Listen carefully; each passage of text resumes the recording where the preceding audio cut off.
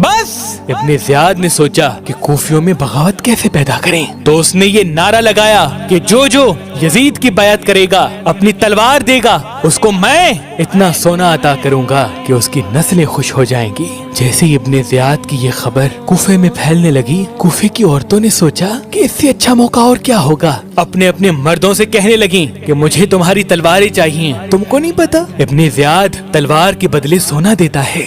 رفتہ رفتہ کوفے کا ہر فرد تبدیل ہونے لگا، اپنی تلواریں ابن زیاد کے پاس رکھوا کے اس کے بدلے سونا لیتا رہا، اور ابن زیاد نے اپنے لشکر سے یہ کہا کہ کوئی بھی کوفے کی گلیوں میں نہ آئے، وگرنہ خام خواہ وہ مارا جائے گا۔ کوفیوں نے رسول اللہ کی اس حدیث کو یاد دلا دیا کہ اللہ کے محبوب نے فرمایا کہ میری امت کا سب سے بڑا فتنہ دولت ہے۔ تاریخ نے لکھا سفیر امام حسین حضرت مسلم بن عقیل کو رفتہ رفتہ ہر ایک شخص چھوڑتا گیا، یہاں تک کہ آپ نماز کے لیے مسجد میں آئے، اور جیسے ہی نماز ختم کر کے پیچھے دیکھا تو کوئی بھی شخص آپ کے ساتھ نہ تھا۔ نماز ختم کرنے کے بعد آپ تنہا کوفے کی گلیوں میں پھرتے رہے اور یہ کہتے رہے، کہاں ہے وہ لوگ جو حسین کی نصرت کے لیے خط لکھا کرتے تھے؟ کہاں ہے وہ لوگ جنہوں نے بار بار مجھے کہا تھا کہ ہمارے مولا حسین کو بلائے؟ اے کوفیو،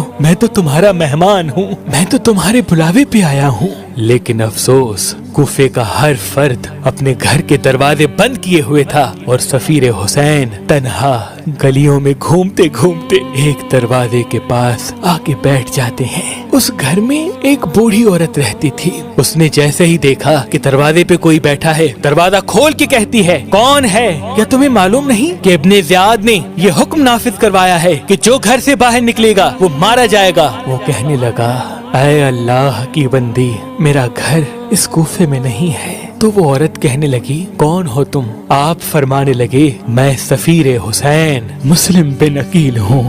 وہ عورت زاروں قطار رونے لگی اور فرمانے لگی، اے سفیر حسین، آئیں میرے گھر بھی آئیں۔ وہ عورت آپ کو اپنے گھر میں مہمان بناتی ہے، اور وہاں ابن زیاد نے یہ اعلان کروایا کہ جو مسلم کی خبر مجھے دے گا، وہ مجھ سے جو مانگے گا میں اسے عطا کروں گا، میں اسے اتنا سونا دوں گا کہ وہ حیران ہو جائے گا۔ اس بوڑھی عورت کا ایک جواری اور شرابی بیٹا تھا۔ وہ جب یہ محسوس کرتا ہے کہ سفیر حسین کو پناہ میری ماں نے دی ہے، تو فوراً جاتا ہے اور ابن زیاد کو یہ خبر سناتا ہے۔ ابن زیاد اپنے ہزاروں فوجیوں کو اس بوڑھی عورت کے گھر بھیجتا ہے۔ جب چاروں طرف سے فوج نے اس بوڑھی عورت کے گھر کو گھیر لیا تو لشکر سے صدا آئی، اے مسلم، گھر سے باہر آ جاؤ، وگرنہ ہم گھر کے اندر آتے ہیں۔